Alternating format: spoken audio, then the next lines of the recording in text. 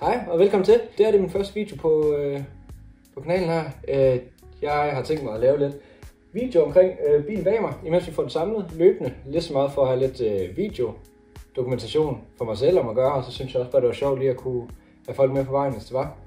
Det er en Ford Escort Cabriolet fra 1988, en Mark 4. Den er originalt født med en 90 hestes 1,6i med manuel indsprøjtning. Vi er så i gang med at bygge den til en RS Turbo, også 1,6i, også manuel indsprøjtning, men i stedet har den standard omkring de 132 hestekræfter. Om der er lavet noget ved den her, det er jeg faktisk usikker på. Købte den som den var, og der var den blevet nyrenoveret. Dem der havde lavet den, de havde rodet en masse med biler, også i forhold til tuning, så jeg er faktisk usikker på det. Så det kunne være spændende egentlig at prøve af, og så se hvad den egentlig reelt har af heste, når vi får lavet den færdig. Bilen er helt nymalet, fået lavet rust for gud ved hvor mange penge.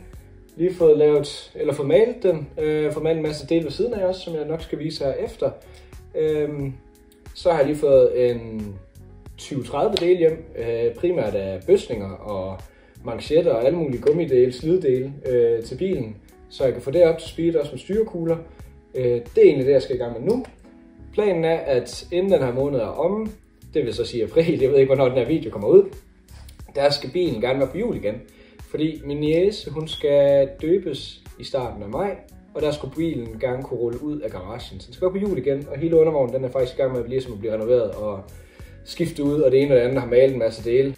Derefter så satser jeg på, at min far han er uddannet autoelektriker, så jeg håber på, at han vil gå i fuld krig med ledningsnettet, for svejse det sammen fra RS Turboen til Extra 3i'eren.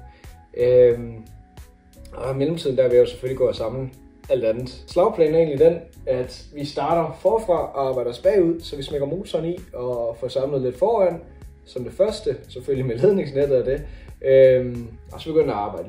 Så bagud af, så altså interiør og døre og forrude og gå ved hvad, og så slutter vi af nede ved bagklap og spoiler og den slags. Jeg har købt tonsvis af dele. Jeg har dele fordelt ud på 3 forskellige garager. Det her, som jeg får lov at arbejde i, det er min fantastiske storebrors værksted, som har været så sød at låne mig til at bygge bilen færdig.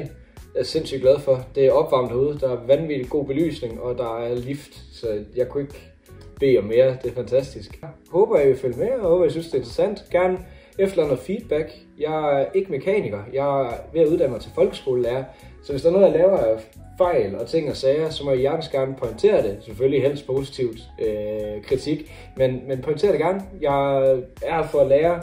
Det er en hobby det her for mig, og hvis der er noget, I kan se, at det er fuldkommen tovligt i forhold til, hvad man kunne have gjort, så skriv det, fordi så kan jeg lave det om, og så kan det blive et bedst muligt projekt.